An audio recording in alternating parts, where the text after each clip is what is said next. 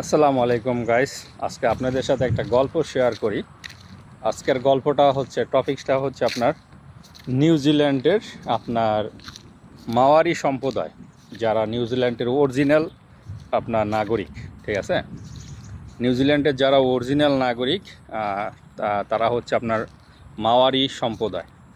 তো তারা একসময় মাওয়ারি সম্প্রদায়রা আপনার ব্রিটিশ, অস্ট্রেলিয়ান আরও অন্যান্য যে সমস্ত সম্প্রদায় আছে তারা ওইখানে আপনার ওই দেশগুলিতে গেছে, তাদেরকে আশ্রয় দিছে, থাকার জন্য জায়গা দিয়েছে।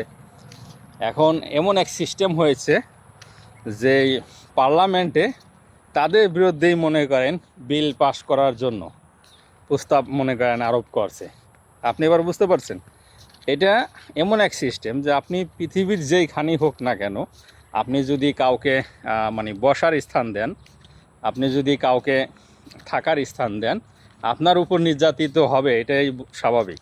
যেমন আপনার ফিলিস্তিনের কথাই বলি, আমাদের মুসলমান সম্প্রদায় ফিলিস্তিন, তারা আপনার মনে করেন এই ইসরায়েলিদের পৃথিবীর কোনো দেশে জায়গা দিতেছে না। ইসরায়েলে পৃথিবীর কোনো দেশগুলিতে যখন ইসরায়েলটা আপনার জায়গা দিতেছে না, তখন আমাদের এই মুসলিম সম্প্রদায় আপনার এই ফিলিস্তিনের লোকজন তাদেরকে থাকার মতো একটা আপনার মনে করেন জায়গা ব্যবস্থা করে দিল, যে তাহলে ঠিক আছে, আপনার এই ইসরায়েলিরা, এই ইহুদিরা আপনার ফিলিস্তিনে থাকার জন্য ওদের একটা মনে করেন ব্যবস্থা করে দিল।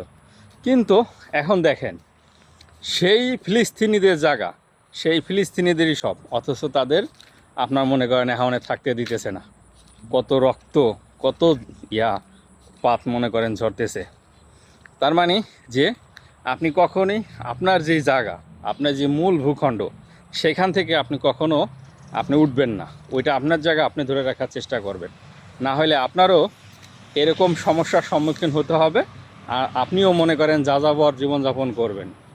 সো এক্ষেত্রে আমার আমার ধারণা অনুযায়ী যে আপনারা কখনোই আপনাদের সামনের যে জায়গা, সেটাকে কখনো আপনি ছাড়বেন না, ধরে রাখতে হবে। জীবনে চলার পথে এরকম অবস্থা হবে, যেটা এই নিউজিল্যান্ডের মাওয়ারি সম্প্রদায় যারা, তাদের থেকে আমরা শিক্ষা নিলাম। তাদেরই জায়গা, তাদেরই ভূখণ্ড, তাদের পার্লামেন্টে তাদের বিরুদ্ধেই মনে করেন এখন হইতেছে, আপনার কী যেন বলে, তাদের বিরুদ্ধেই মনে করেন আইন পাস হয়। ফিলিস্তিনদের ক্ষেত্রেও সেম এরকম হয়েছে। বাংলাদেশেও যারা আছেন, আপনারা কখনই আপনাদের নিজস্ব যে জায়গা, নিজেদের যেই ভূমি, সেইখানে কখনোই আপনারা কাউকে বসতে দিবেন না। বসতে দিছেন তো আপনার অবস্থাও সেম এরকম হবে। আশা করি ভালো লাগলে গল্পটা একটু শেয়ার করে দিবেন।